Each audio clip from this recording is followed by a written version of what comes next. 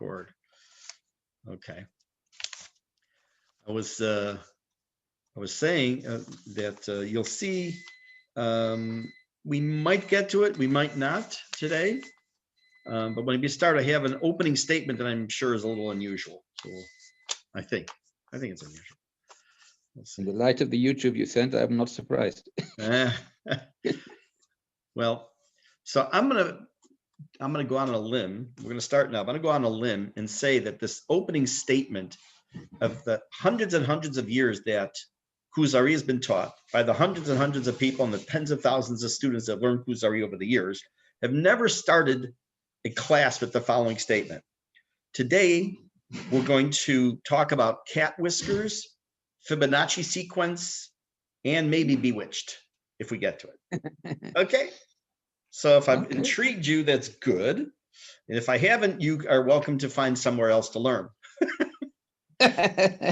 All right, so let's get started. We're going to look at, we were in the middle of the topic last week with Rav Aviner's commentary, which we're going to get into, but before we do, just a little recap. We started learning the background to the topic of the Sefer Yetzirah, the book of creation, authored probably by Avraham Avinu, maybe not, which is immaterial for our discussion, and said that the opening sentence was the idea that there is a concept of Sefor, Sefer, and Sipur, that those three words, which we gave a brief description last week, and I'll do again, those three words combined are the, so to speak, not the secret of how Hashem created the world, because we have no idea, but will help us to understand a little bit about what went into the creation of the world. The word Sifar is the older Hebrew word for mispar or sifra, which is a number. And that's what the topic we're going to deal with quite a bit this morning. The second one of what was it? Sipur, story, which we're going to see what that means also, which kind of will relate directly to Sifar. And then Sefer, which we're going to talk about probably not today, but maybe a little bit. We'll see. So there's a lot of things up in the air today. I'm going to start by taking a look at where we left off last week in Rav Aviner's commentary here. No, don't show that yet. Okay, which had to do with the idea of the explanation of the word sifar, or numbers. And we talked about how Hashem, just lahavdil, like a builder, has a list of materials that are needed. And also that the plans would say that the board needs to be X amount of length and the screws need to be certain size with a certain thread and whatever else it is. These numbers Hashem wove in to creation, into everything he created, that would give the form to what was needed for every creation.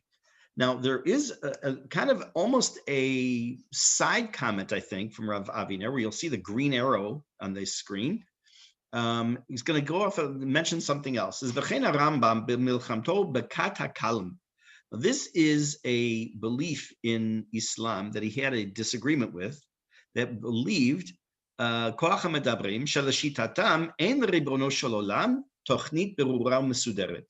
Hashem does not have, in this sect belief in Islam, does not have a plan, an organized set plan. אלא השם יתברך פותר כל בעיה לגופו של עניין בצורה מיידית בשיטת כיבוי השרפות. But rather, as things pop up, Hashem deals with them as like putting out fires. That's their opinion. L'shitatam, according to their thought process, their opinion, אסור שתהיה לו תוכנית קבועה וידועה מראש בסידור עולמו. They believe that it would be antithetical to God to have a system whereby everything is planned out. Why? Because then Hashem becomes subjugated, connected, or required to follow this plan. And therefore they believe that turns God into something fixed, something that has got parameters.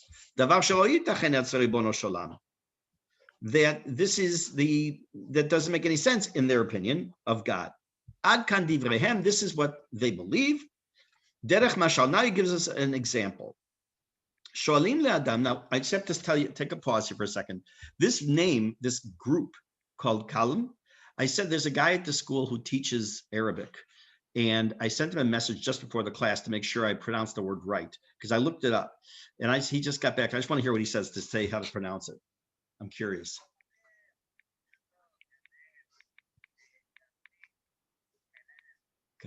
Okay, good. Okay, תודה רבה, ממש ממש מעריך, תודה, וחנוכה שמח, חודש טוב. He says it's Kiram, even though it's an aleph the way it's spelled, but in the actual Arabic is like the ayin sound like Kiram. Fine, okay, so I got it right. Tov, derech mashal, I'm over here. Shoalim le'adam, ma ma'asecha machar. If you were to ask somebody, what are your plans for tomorrow? Who meshiv, and he answers, Eini mechin le'machar klum. I'm not going to plan anything. Why? Because if I do plan, then I become a slave to my plan. And then it turns out that I don't have free will.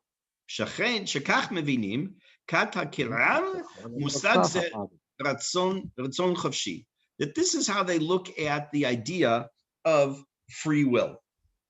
Okay. Go to this slide here.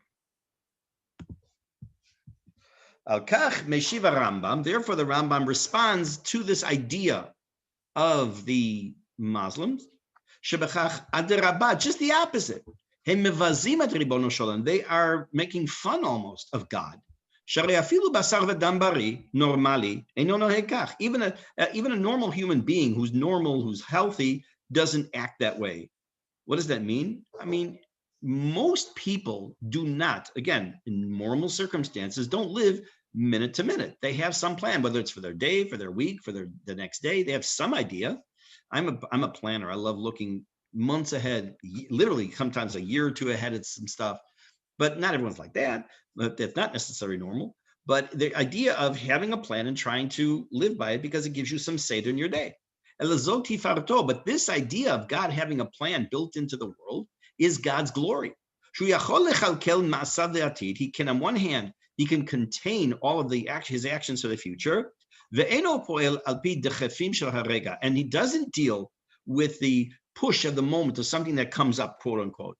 And when we finish, I'll give you a little summary here. Hold on, look at my book here. Hashem has a very specific order in his creation, in existence, in the being. It does not mean that God is therefore kafuf. He's subservient to that particular plan. The plan is subservient to God. What does that mean? Hashem wants a plan to change. It can change because Hashem wants it to change. And not only that, even a change that may look as if chas chalila to say God changed his mind is actually part of Hashem's plan. Everything is planned and numbered in the existence in the present. Now, first of all, what's he saying before we go on? Before we start talking about the midot, meaning the numbers, which is the next paragraph, Hashem, he's telling us, has a plan. Now, how does that work with our Bechira Chofshit? Remember, we talked about this last week and a little before that also, that on an individual level, I have Bechira Chofshit. If I want right now, I could leave this class, I could go out to the Makolet, and I can steal a candy bar if I want. There's nothing to stop me. It would be the simplest thing for me to do. No problem whatsoever. That's not God making me do it. That doesn't mean it was in God's plan for me to steal it. But if I was meant to be here teaching because someone was going to have a specific question that was going to lead to something else, then it would never even come into my conscience to want to go there. So on the very specific level, but it will have an effect. But on the macro level, that's the micro. On the macro level, Hashem is making sure that the plan of the world, whether it's for Am Yisrael or for the non-Jewish world or for who becomes the president of the United States or who is the next prime minister of India, all that is part of Hashem's grand plan. Now, what does that mean? That if the things change, Hashem's plan changes, et cetera, et cetera. So you've heard me quote a man named Rabbi Yisrael Reisman a number of times over the years.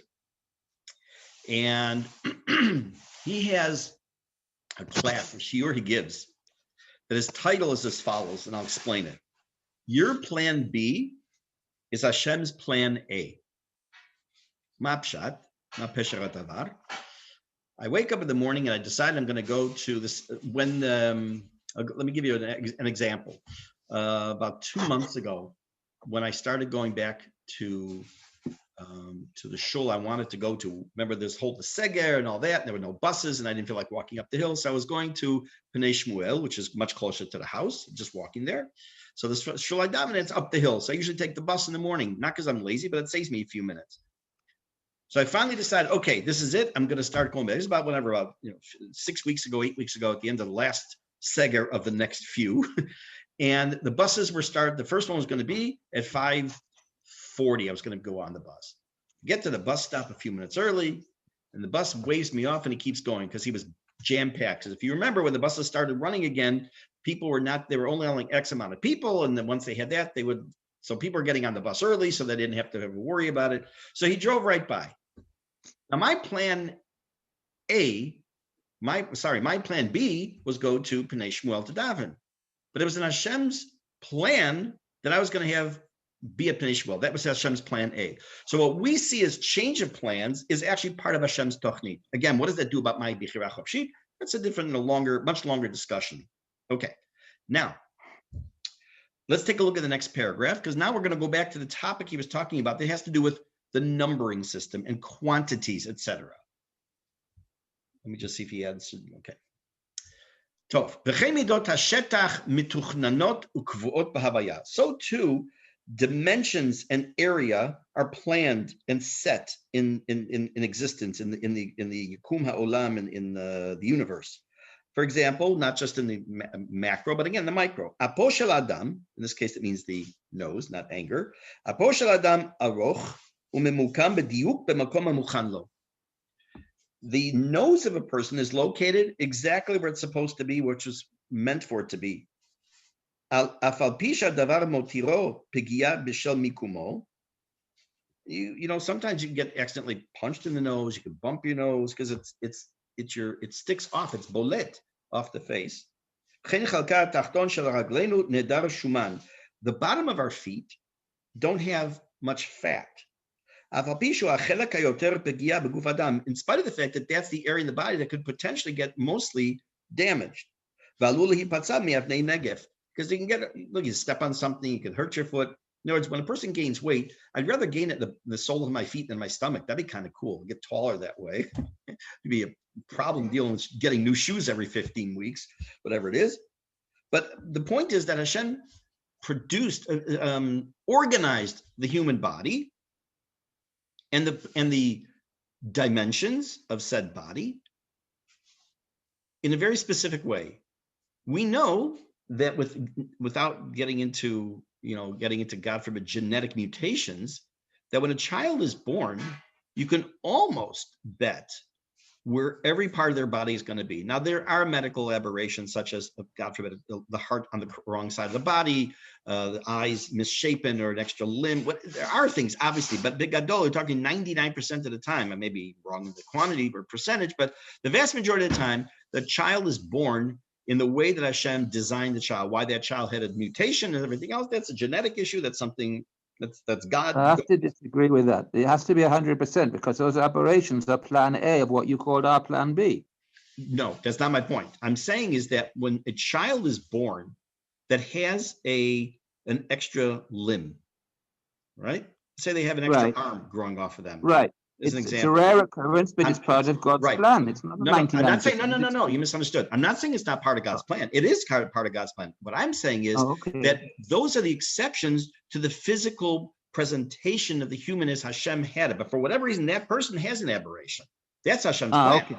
Right. Okay. Correct. I'm glad you had me clarify that.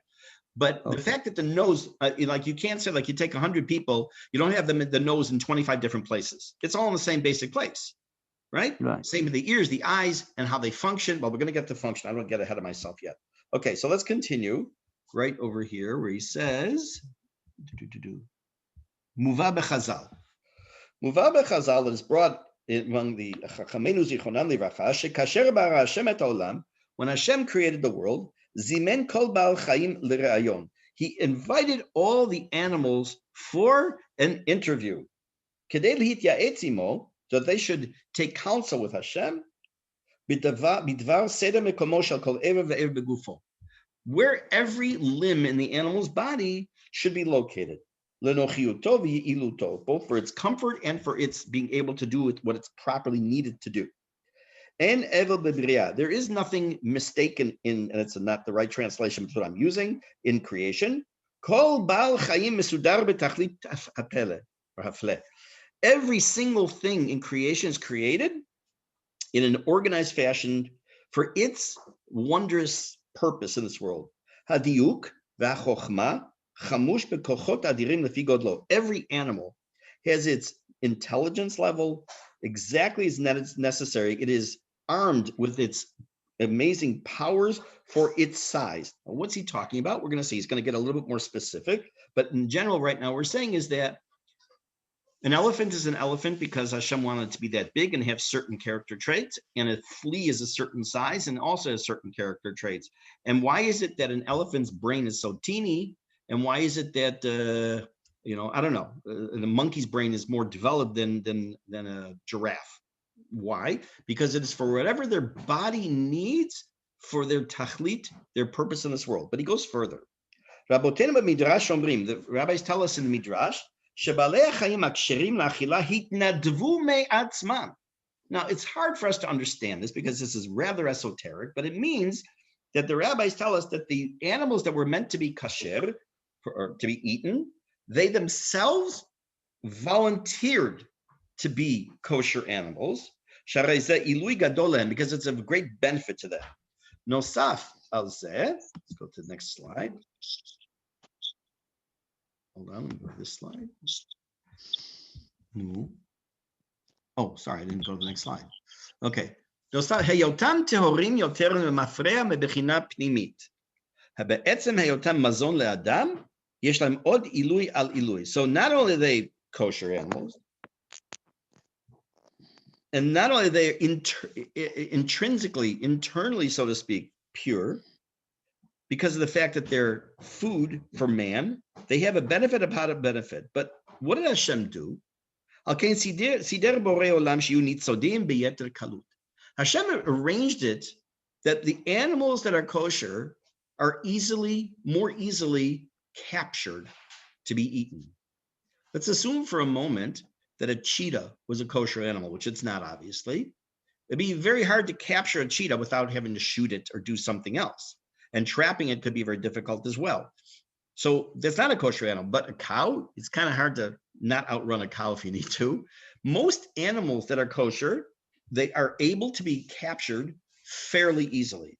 Why is that important, by the way? And obviously, because you have to eat them. But if it required force, like to kill the animal, to capture it, you wouldn't be able to eat it because it becomes treif already by the fact that you've mangled it, you've hurt it. Hakadosh Baruch Hu sider bivriya kach. Hashem instituted within creation like this.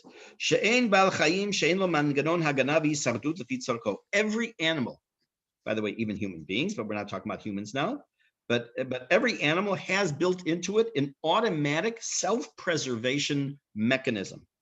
Mi be'ezrat godlo ha'anaki, some because of their massive size, that's what helps them to stay alive. Mi be'choach zrizuto, others because of their speed. Mi be'emtzaut arso, others like let's say a snake, because of the use of their poison. Or because of their ability to reproduce extremely fast, such as rabbits, and he's going to talk about that. Lemashal, for example, hashu'al toref arnavot. A fox can eat, or just say eat, rabbits. But a rabbit has a much higher level of reproduction. And that way, in that respect, it's able to overcome the shu'al, or the fox. The chavosh, which is achavish gadol, which I looked up, it's called a camel spider in English. Hanizon mi'akravim, that gets its sustenance from scorpions. Bezrat melkachav, through the use of its pincers. Then it kind of chops up its food based on the usage of its physical things that Hashem gave it. And also because of its speed, he's also, if you ever seen any of these National Geographic or any of these videos where they show how one animal captures another animal, how it takes it apart, how it eats the other animal, and yes, I have actually watched some of these things. It is, you cannot walk away and not think, Hashem, how great are your creations.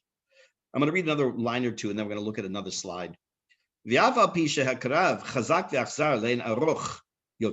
though the scorpion is very strong and extremely cruel, so too the cat. It's able to overpower a snake. Remember, the snake potentially be poisonous. How is it the cat might catch it? It's cunning and stealth. The cat that is able to hear from very far away. And it's what he says is mustache, but it's whiskers that are able that's able to measure the dimensions that are around it. I want to explain and go into this just a little bit. This is one example of probably literally hundreds of thousands of how Hashem created an animal in such a way and gave it certain characteristics to make it survive. I'm going to just read this. Cats have special sensory organs called proprioceptors, located at the ends of their whiskers. The proprioceptors send messages to the brain regarding the position of the body and limbs to keep the cat aware of what every part of his body is doing. This is part of why cats always land on their feet. Cats are known for their great senses of smell and hearing, but feline vision is not so wonderful. Cats see better at a distance, but have difficulty focusing on objects up close. Whiskers help cats see things that lie right under their noses by constantly sending information to the brain. As a cat approaches something in his path, he stirs up air currents that bounce back when they hit solid objects. Sounds a little bit like sonar, right? Sonar and the radar and cats that have the similar idea. We're going to talk about those shortly also. So this is just one example that Rav Aviner gives, and I wanted to just expand a little bit on it, is that imagine Hashem created a cat who was farsighted, didn't really know about its, how far things were away from it itself, and when you're looking up close, and because they do a lot of jumping, and all you have to do is open your doors in Malay Adumim and Yerushalayim, and you'll see cats everywhere, that they jump and they always fall land on their feet. But if they didn't have the ability with those whiskers to do what needs to be done, that would have caused them tremendous amount of problems in their little lives. Now, I am not a cat lover. Some of you know that, but it's still, you can't, whether you're a cat lover or not, you can't help but be amazed by what Hashem has put into this world. Okay, let's continue. One more bit here. Where was this? This is a question about cat's whiskers. Yes. Do Americans use the expression "it's the cat's whiskers," meaning it's fantastic, it's great, it's the best thing possible? So the answer is yes, but the but is in the 1950s it was used, in maybe the early 60s. It's not used now. Yeah. Okay, well, it's probably not used. You also have what was called it's the cat's meow. That was another one. Yeah. No, we never had the cat's meow, but things we used to be called the cat's whiskers, meaning it's fantastic. It's the right. Yeah, that's used in older times. Yes, for sure. Yeah, it was used when I was a child. Same. Okay, starting from here. So the animal, meaning the cat, is an amazing animal in its abilities. Let me find it in my book where I am. Hold on. You ever think about this? Imagine living, I'm not talking chas v'shalom, someone who's blind. Imagine living in it, that you have vision, but everything around you is completely dark. There's nothing, there's no light, there's no anything. So now he talks about fish that live at the bottom of the ocean. B'choshech muchlak, in utter complete darkness. Shatim bezrat sonar. So they swim, so to speak, through the help of sonar. B'diuk kazeh shebetzolelet. Some fish have the ability to produce a high tension amount of electricity, and they electrocute anything that tries to attack them. Think about that. Hashem, this is part of Sifar, right? This is the whole part of what we've been talking about since last week, of the bill of materials that goes into the building. This is the bill of materials that goes into the animal, whether it was the fish at the bottom of the sea, or it was the whiskers on the cat, or it's you and me. Other animals have a very low tension electrical charge. So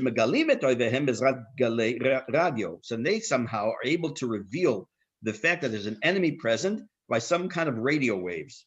Here's the bottom line, right here. Hakol madud v'shakul. Everything is measured and weighed. Mituchnan, prepared. Umeduyak, and precise. In Hashem's world. Everything, and I mean absolutely everything, is exacting. One more slide from Rav Aviner, and then we're going to talk about the Fibonacci sequence. For those of you who know what that is, it's an amazing thing, but if you don't, you'll hopefully learn something new today. Okay, next and last paragraph of this page.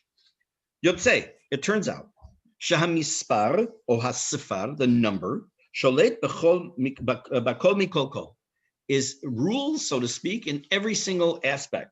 To such a degree that Pythagoras and other Greek philosophers, funny we're talking about Greek philosophers on the week of Hanukkah, made a whole cult out of numbers. I was going to say something about Pythagoras. I had a theory about him, but never mind. Okay, sorry, I couldn't resist.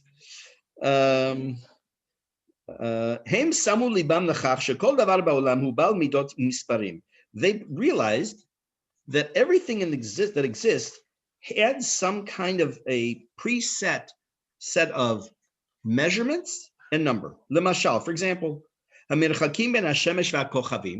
distance from the sun to the stars has a recognized frequency.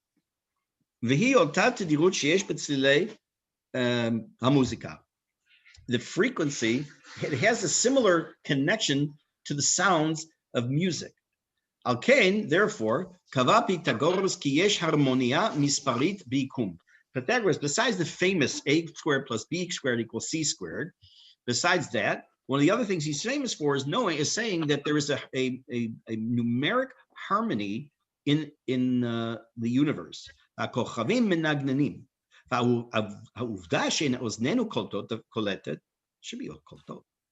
fact that our ears cannot hear this music, so to speak, comes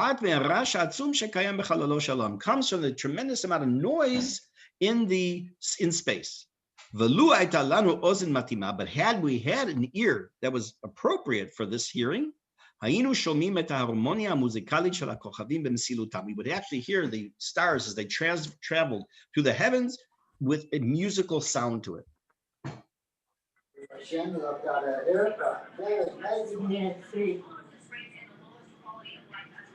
I don't know if someone's talking to me, but okay. Hashem created the world with a number, with numbers. 3 is 3. 3 is not 3.1. You know, there's an old adage that says in carpentry, measured twice, cut once. I wish someone had told me that before I did a little bit of stuff early on. You measure it twice to make sure that it's the right size, and then only you cut. Because if the gap you're trying to fill is 6.27 centimeters, and you cut something that's 6.2 centimeters, the gap won't be filled, right? A number is a number. It's a fixed amount. 3 apples is 3 apples. It may be big or small, but the number 3 is static. He ends this paragraph with the idea of something I started with. which is the idea is similar to an engineer who wants to build a house. Kach v'chach kilo melet, kach v'chach masmaim, so much and so much kilo of cement, how many nails he needs, kach v'chach krashim, how many boards. Hadaikanut bivriya, the specificity in creation, af marchikat lechet yoter u'po'elet b'misparim she'enenu mesugalim litfos. You are involved with numbers that we can't even begin to comprehend. You remember, let me go off a screen share for just a minute. If you remember, we talked quite a long time ago. I showed you a video, probably maybe during the summer even, of the relative comparison of the size of the smallest, let's say, amoeba, up to the known visible universe, which is visible only by telescopes. And talking hundreds of thousands of light years away with numbers that we can't even conceive of. You know, go back into the Middle Ages and talk about the concept of a germ, you know, that was something that we couldn't see, but yet it was able to transmit. It would have been thought of as an insane person. And yet when you take a look also at talk about distances, all those things, all these numbers are things that are like almost impossible for the human being to conceive. One second. Okay, so I want you to do something here. There we go.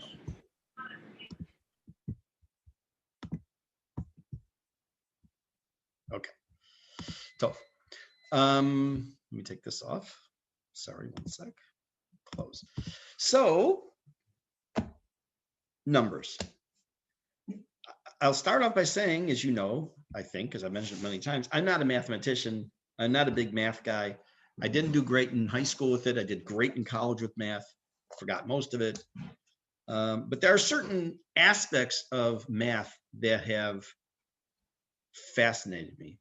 And one of those is something when I learned many, many years ago about something called the Fibonacci sequence. It's, again, you can't help but look at it and not be amazed by Hashem, the way he created the universe.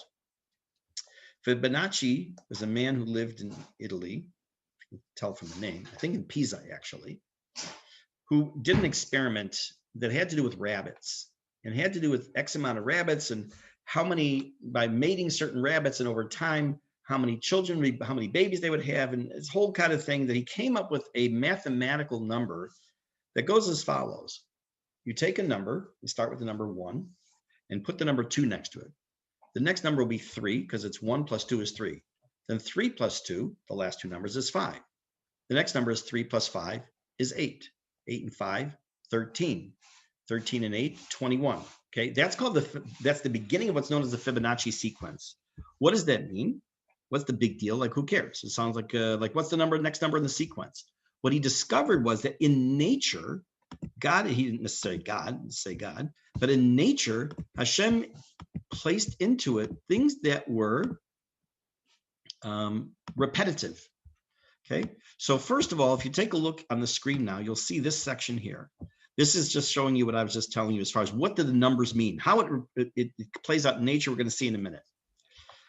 1 plus 1 is 2, 2 plus 1. Use the current number, and the one before it gives you the next number. So if you jump over to here, 89 and 55 is 144, etc. 144 plus 89 is 233. The number was named after this man Fibonacci. The book was in the year 1202 that he proposed this particular idea. Now, what does this do for us as far as nature? I'm going to show you a couple, I don't say slides because they're not slides, but a couple of screens where we will see ideas of how numbers play out. I'm not going to use the actual numbers, but the play out into shape. If you take, for example, apply this today to the infection rate. Say again? You can apply this today to the infection rate. Potentially, because the infection rate's not nature. That's not nature. We're talking about nature as a pattern. What you're talking about is a mathematical issue, the R factor, the R1 factor. It sounds like I know what I'm talking about. I just read about it. But we're talking about things that you could just find. A leaf, for example, which we're going to talk about in a minute. But if you take a look at the shape of a hurricane and the shape of a shell, if you take a look at the human face, which we're going to take a look at in a second, there are certain aspects that have not just that they're spiral, okay, that's cool, but is the relative position of the center to certain veins within the shell, the relative nature or perspective of the number, again, mathematical, we're talking mathematically, between the center of the hurricane and the various points on the hurricane. When you take a look, let's see if it was on this page. Yeah, at the human face, the way the structure of the human face is on the side view and the profile view, where you'll see certain mathematical things. You see this curve here, this curve, the ear, the curve that below the lip into the chin, the curve from the eye level down to the nose. All of these have certain shapes to them based on mathematical equations, if that's the right word, that build in a sense of uniformity. If you take a look at this picture, I just did a Google search for Fibonacci sequence of leaves of a tree. If you take a look at the veins on leaves, pick a leaf next time you're looking at, if you have plants in your house, take a look at trees outside, you will notice that they follow, the veins on a leaf will follow specific mathematical numbers, which he worked would be 3, 5, or groups of 8. Let me just, okay, let me do mute again here. Hold on. If you have your what's it called, your microphone on, please, I'm asking you just to mute because I'm getting a little feedback.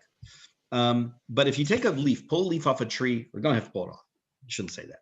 A plant, look at the back, look at the veins, and you'll see certain patterns. This one here, for example, why am I not getting to that? There. It shows us this distance between, you have, this is a known distance, it'll be predictable according to the Fibonacci sequence. Then the grander distance, the total will always match up a certain number. Again, I'm not going to give you details because I know the general idea, but whether it's this leaf or you're looking at, no, why am I not able there? Or you're looking at this, it's going to all have a repetitive, predictable series of veins and distance apart based on the different Fibonacci sequences that are out there. How does somebody look at just the Fibonacci sequence and not see God? It can't be, it's not random.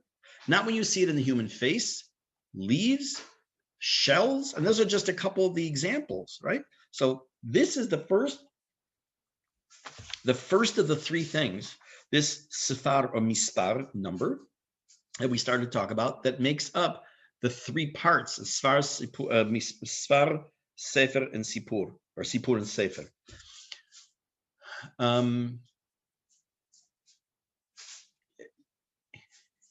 If you bake, if you build, if you cook, if you do anything that has a combination of ingredients, that doesn't necessarily mean food ingredients. If you print a book, if you, whatever, light Hanukkah lights, you have basic things that you need. Those are your materials. So Hashem didn't rely, so to speak, on randomness. How do we know that? What does it say in the beginning of the Torah? It says everything was tohu vavohu. What's the good translation in English to tohu vavohu? Chaos. Chaos is the antithesis of creation. How do we know that? It says uvayom hashvi'i shavat vayinafash. Does that mean God says, whoa, I am so tired, I got to rest for this next 24 hours. So I need Shabbat more than ever. He lied down and took a nap. Chas v'shalom. It means two things. Number one, it means he ceased being creative, meaning creating. And on the other hand, it now meant that now the world has gone from a point of tohu vavohu, utter chaos, to seder. Because during the creation, there was still some form of tohu vavohu. The separation of the sky and the earth and the waters and everything else, that was all a process, and that ends with Shabbat. Shabbat brings a point of completion. It brings a point of the lack of the point of recreation, other than how we discussed last week also. on a daily basis. But it also means that chaos ended. The Tohu Vavohu came to an end with that first Shabbat. That's what this first idea of Sifar or Mispar is all about. We're going to read just a few lines of the next part of the text from the Kuzari. I'm going to read it, and we're going to leave it till next week to get into depth. Okay, so we'll see a little bit of it today. Go back to here. Oh, we don't need to share yet. Why am I putting on screen share? We're in the next part of the paragraph that says V'ratza b'sipur. We're in middle of paragraph Kafei number 25, which is somewhere probably about page 452, I'm guessing, or 52, somewhere around there.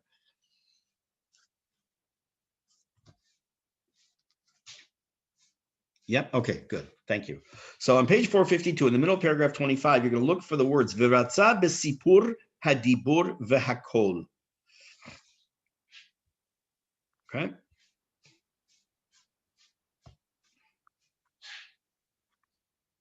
Okay, before we do that, one bit more of introduction. We know, the Rambam tells us, and many, many other commentaries tell us, that when the Torah says Yad Hashem, or Vayitatzev Hashem, or Hashem became angry, or Hashem's eyes always look at Israel, it's all anthropomorphic, which means Lo Dibra Torah L'Kilshon Bnei Adam. Meaning that a Torah spoke in the way that it uses words that we can understand. You know, Hashem doesn't have a hand, but the Torah uses that word because we know what a hand is, so we can picture in our mind's eye what that means. So what does that mean if we analyze that for a moment? That we have a hand, we know what a hand is, and so we can understand it. We say, oh, Hashem Ki'ilu Kiviyachol has a hand, and we're picturing that. The Shalah says it's exactly the opposite. Because Hashem has a hand, and I'll explain what that means. I'm going to use vision as the example. Because Hashem has vision, therefore, when we say we have vision, we're saying we have what Hashem has. Not that Hashem has what we have that we can understand. It's the opposite perspective. What does that mean, vision? What does that mean Hashem can see? What does it mean to see? What does it mean? What is the chush ha're'iyah? What is I say chush? What is the sense of one of your five senses is vision? What does that mean, though? What does it mean to be able to say? What does it mean to be able to see? If I have someone standing in front of me with a knife pointed right at my head or my neck, not touching me, standing there, and my eyes are closed, is he there? Of course he's there, unless you're talking now about Schrodinger's cat. That's something else. If you want to know what that is, look it up. The person has the knife. They're standing with the knife right near my neck, and my eyes are closed. It's not that I don't see them. I'm unaware. I have no awareness of that knife next to my neck, God forbid, right? When I open my eyes, I now have an awareness. Now, we can't say Hashem sees because it's giving a physical action to God. But that Hashem has awareness? Of course he does. I'm giving you a little teeny smattering from Tanya also, Parakuf Bet, I think it was, I learned it in. And that's what it means. So that when we say we see, it means that we have an awareness, and that is like Hashem. It's not that Hashem is like us, that, oh, we see, so Hashem kind of sees also. Or Hashem is also where, like, we're able to be aware of something. It's exactly the opposite. The Ikar is Hashem, and Tafel is a human being. So now, if you look at the text, we can take a look. It says, V'ratza v'sipur. It means to say us. By the word sipur, what does that mean when the Sefer Yetzirah says Hashem used sipur? Hadibur v'hakol. It means speech and sound, but not human speech and human sound, but godly. What does that mean? Avahu dibur eloki kol divrei elokim chayim. It means the sound, so to speak, the voice of the living God. Tiyebo metziut hatchuna v'atzelam asher dubar ba. I'm going to read the sentence and I'll explain. Kamo shamar yehi or vayhi or yehi rakia. We talked about this briefly last week, that the speech of Hashem, let me go back. When we say we want to do something, there are multiple steps. We have the thought, right? We think about it. We then execute the plan. The execution of that plan is completely separate from me. In other words, if I build a phone, if I build a phone with parts, then that phone obviously can function without me. I can leave it upstairs, and I can be downstairs, and it's fine. It's not part of me. But it doesn't just come into existence because I willed it. I had to do something about it. By Hashem, Hashem's ma'amar, Hashem's utterance, and I'm using that term loosely right now, is what creates. When it says, for example, Yehi or Vayhi or, it meant that, again, we'll put it in human terms, Hashem had a thought process, and that thought process itself brought the light into existence, unlike human beings. The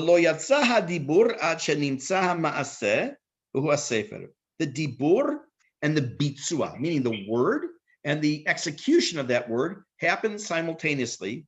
And that is the sefer. What does that mean?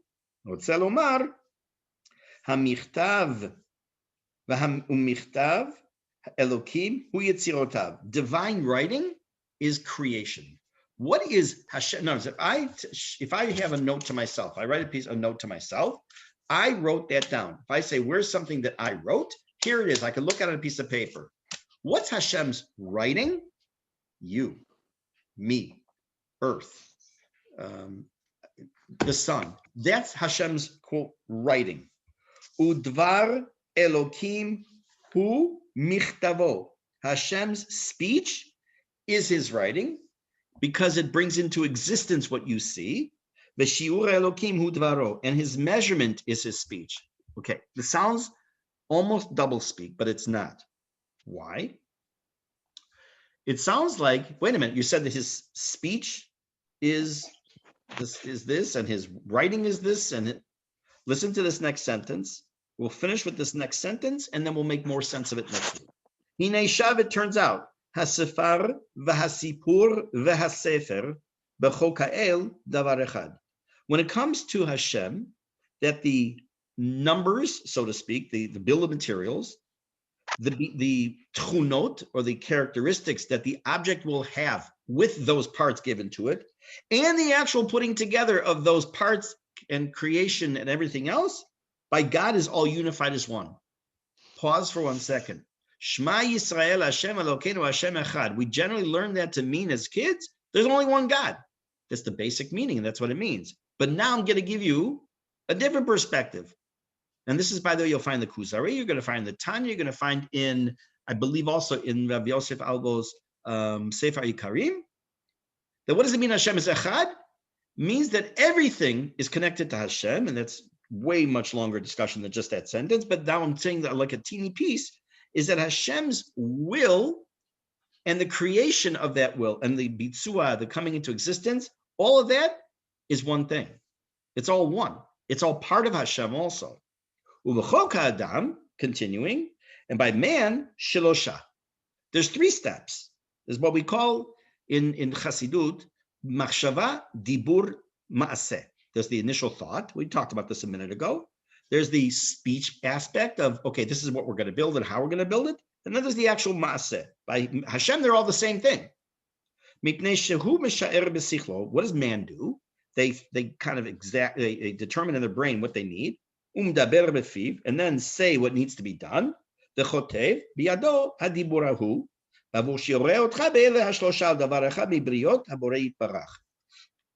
is the exact opposite of man, of human beings. We need 3 steps. Hashem, by Hashem, it's all one. You remember when I sent that, for those of you who didn't see it, you'll just have to imagine, I sent that video clip of Endora. And by the way, the name Endora, for those of you who've been in my Navi class before, know that her name was crafted from the story of in Sefer Shmuel, of the woman in Ein Dor, when Shaul came to seek out a witch, right? So the witch of Bewitched was called, the mother was Endora. Anyways, so what does she do? She's standing outside a house with her daughter, and they're looking at this house and they're trying to picture what it would look like with hedges and with this. And so what did she do? She just imagined it and it was there, okay? Now, I'm not saying that that's what God does. God forbid to say it like that, but just to give you a little bit of chush, of feeling of, instead of writing something down or thinking about it, writing it down, getting the parts, putting it together, she didn't plant the hedge. She thought about it and it was there, right? So that was just a little like a humorous way of thinking about it. But we honestly, obviously, it's impossible for us to truly comprehend when Hashem says Yihi or Vahi or, that it's all simultaneous, the whole thought process, the beat. So everything is instant. Hashem's will is what keeps it going also. You and I exist, and the mountains exist, and Malay Adumim, and the earth, and Alpha Centauri, and everything else exists only because of Hashem's will, and that which is constant renewal. Now, next week, Bezrat Hashem, we're going to look at Rav Avinu's commentary on this paragraph because it kind of makes sense, but he gives us even more. And we're going to take a look also at something Shar HaYichud from the Alter Rebbe also that he quotes and make more sense of this Sfar Sefer Sipur trilogy. Bezrat Hashem. Also, for those of you who are in the Navi class, just a reminder, I'll send it out this morning also, that we're having class tonight at 7:00. Instead of this past Sunday. So if you're waiting for it to come on Sunday, you may have still been waiting till now. Now you know the secret that we're not meeting till tonight at 7:00, Bezrat Hashem, and we're going to be on Perek Yud Zayin and continue from there. So in the meantime, stay dry, enjoy the Gishmei Bracha, a Chodesh Tov, a Yom Tov, a Chanukah Sameach, and all good things. Chodesh Tov, Toda Rabba. B'simcha. Araba. B'simcha.